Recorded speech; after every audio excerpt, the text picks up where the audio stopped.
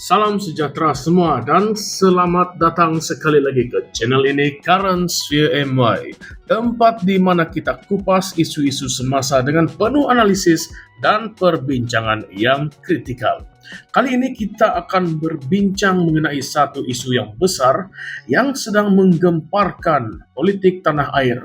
Bekas Perdana Menteri Datuk Seri Ismail Sabri Yaakob ini dalam siasatan SPRM berkaitan dengan kes rasuah dan pengubahan wang haram. Bukan sedikit jumlah yang terlibat. 170 juta ringgit dalam pelbagai mata wang antarabangsa dan 16 kilogram jongkong emas yang bernilai kira-kira 7 juta ringgit. Dan semua ini telah disita daripada sebuah kondominium yang dipercayai dibuat menjadi safe house. Isu ini panas, serius, dan pastinya penuh dengan persoalan yang perlu kita bincangkan. Adakah ini satu siasatan yang benar-benar telus? Atau adakah terdapat permainan politik di sebalik semua ini? Mari kita bedah satu persatu. Jangan lupa untuk like, share, dan juga subscribe supaya kita boleh terus berbincang dan mengupas isu-isu besar seperti ini. Baik, mari kita mulakan. SPRM baru sahaja mengesahkan bahwa Datuk Seri Ismail Sabri bukan lagi sekadar saksi tetapi sudah menjadi suspek utama di dalam kes ini. Ketua Pesuruhjaya SPRM Tan Sri Azam Baki berkata Ismail Sabri akan dipanggil semula untuk memberikan keterangan. Kalau kita ingat kembali, sebelum ini beliau sudah diminta untuk mengisytiharkan hartanya di bawah Section 36/1 Akta SPRM 2009. Dan beliau telah berbuat demikian pada 10 Februari yang lalu. Tetapi nampaknya pengisytiharan harta itu masih tidak cukup karena siasatan tetap diteruskan. Persoalannya sekarang, bagaimanakah jumlah wang sebanyak 170 juta ringgit dalam pelbagai mata wang asing dan jongkong emas 16 kg itu boleh berada dalam simpanan individu yang pernah menerajui kerajaan? Dan dari mana datangnya semua ini? Yang lebih penting lagi, untuk apa uang ini sebenarnya digunakan? Menurut SPRM, siasatan tertumpu kepada perbelanjaan dana bagi tujuan promosi serta publicity program keluarga Malaysia semasa beliau menjadi Perdana Menteri. Jika benar wang ini digunakan untuk tujuan tersebut, persoalan yang lebih besar timbul. Adakah ini wang kerajaan atau adakah dana rakyat yang telah disalahgunakan? SPRM mendakwa mereka menyiasat kes ini secara profesional tanpa sebarang tekanan politik. Tan Sri Azam Baki menegaskan bahwa tiada pihak yang mengarahkan mereka untuk menyiasat Ismail Sabri dan tindakan ini diambil berdasarkan aduan serta maklumat yang diterima secara bebas. Namun, bolehkah rakyat percaya dengan kenyataan ini? Kita semua tahu di Malaysia, siasatan seperti ini sering dikaitkan dengan permainan politik. Jika benar SPRM bebas, mengapa siasatan ini hanya dilakukan sekarang? Bukankah Ismail Sabri sudah tidak lagi menjadi Perdana Menteri sejak lebih setahun yang lalu? Kenapa pula baru sekarang ada penemuan mengejutkan seperti ini? Dan ini bukan pertama kali kita dengar cerita tentang pemimpin politik yang dikaitkan dengan skandal keuangan yang besar. Masih segar dalam ingatan bagaimana kes 1MDB yang melibatkan bekas Perdana Menteri Datuk Seri Najib Razak. Dalam kes itu, puluhan bilion ringgit dikatakan diseleweng dan digunakan untuk kepentingan pribadi serta pelbagai proyek mewah. Persoalannya sekarang, adakah kes Ismail Sabri ini akan berakhir dengan cara yang sama?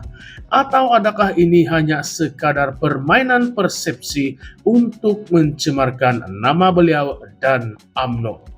Bercakap tentang UMNO, bagaimana kes ini akan memberi kesan kepada parti tersebut? Jangan lupa Ismail Sabri adalah seorang pemimpin kanan dalam UMNO. Dalam keadaan UMNO yang sudah pun mengalami perpecahan dalaman, skandal ini pasti akan menambah ketegangan.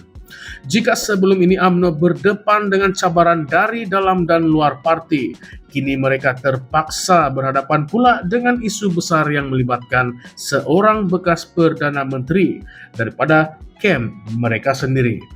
Adakah ini satu percubaan untuk melemahkan UMNO sebelum pilihan raya?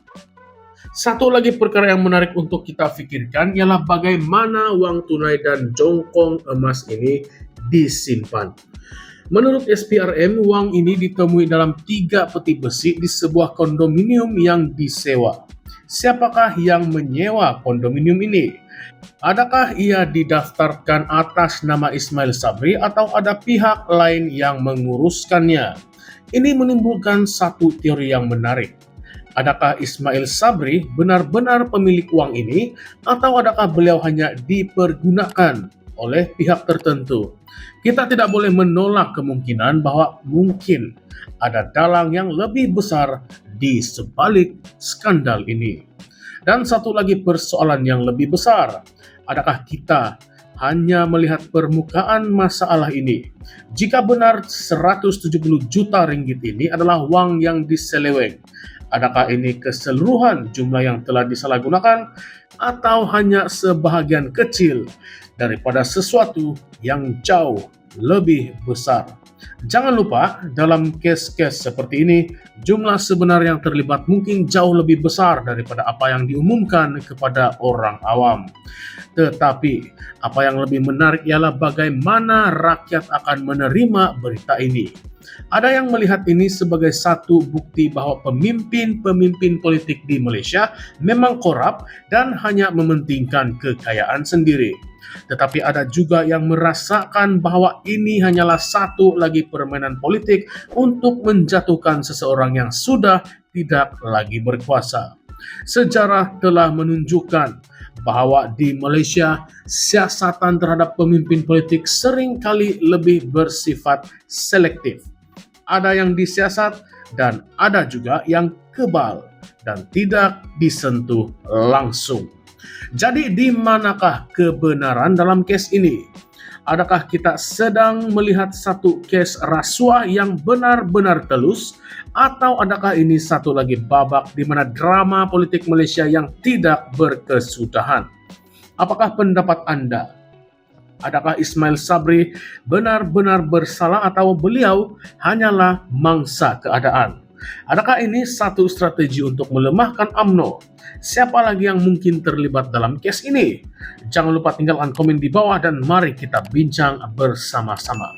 Dan sebelum kita tamatkan video ini, jangan lupa untuk like, share, dan subscribe kepada channel ini Currents VMY untuk terus bersama kami mengupas isu-isu panas seperti ini. Kita akan terus memantau perkembangan kes ini dan membawa kepada Anda analisis yang lebih mendalam.